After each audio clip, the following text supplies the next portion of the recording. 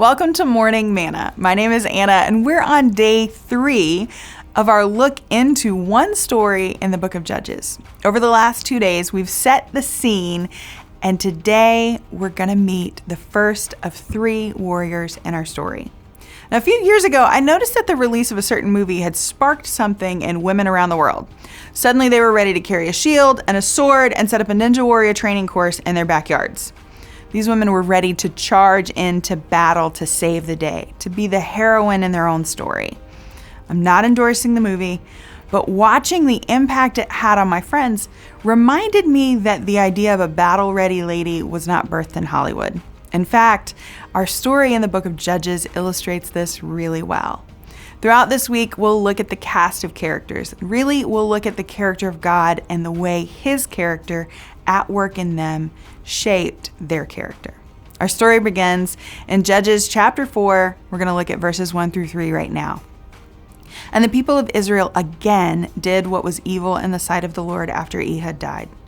And the Lord sold them into the hand of Jabin, the king of Canaan, who reigned over Hazor. The commander of his army was Sisera, who lived in Harosheth Hagoyim.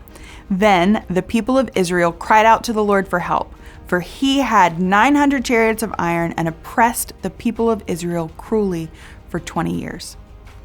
Now, earlier I mentioned that Hollywood didn't have the market cornered on battle-ready ladies.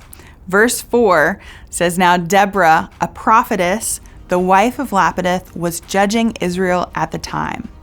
Now, this introduction doesn't provide us a complete look of the life of Deborah.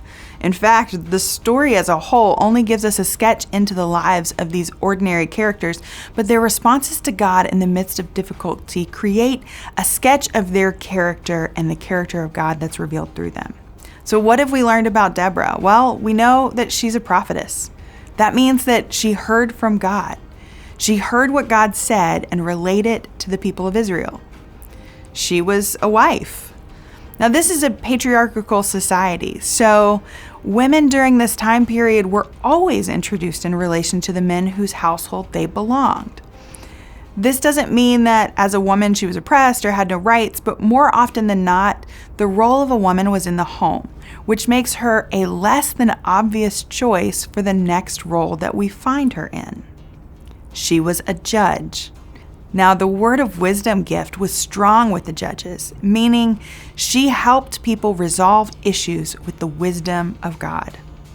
As a woman, Deborah was not the obvious choice for this role, but Scripture doesn't qualify her according to her gender at all. Scripture does, however, go on to describe the way she lived, the working out or the outworking of her character. Verse 5 says, "She used to sit under the palm of Deborah between Ramah and Bethel in the hill country of Ephraim, and the people of Israel came to her for judgment." Deborah lived among the Israelites, people who lived in rebellion against God. Not only was she aware of their idolatry and that their idolatry had opened up the door for 20 years of oppression, she lived in the midst of it. But her relationship with God didn't remove her from the circumstances of the land. She wasn't hiding in a cave somewhere, praying for all of the sinners out there. Her heart was oriented toward God, and because of that, her heart was oriented toward His people. So she sat in a public place and used her access to God and her gift of wisdom to serve the people God was calling back to Himself. Sounds like Debbie knew a little something about love God, love each other, and love the world. She'd fit right in. Now, Deborah wasn't the obvious choice for authority, but her life reflected God's passion for holiness and compassion for His people. Her character, coupled with her availability, gave her the credibility to call a nation to war, which we'll see tomorrow.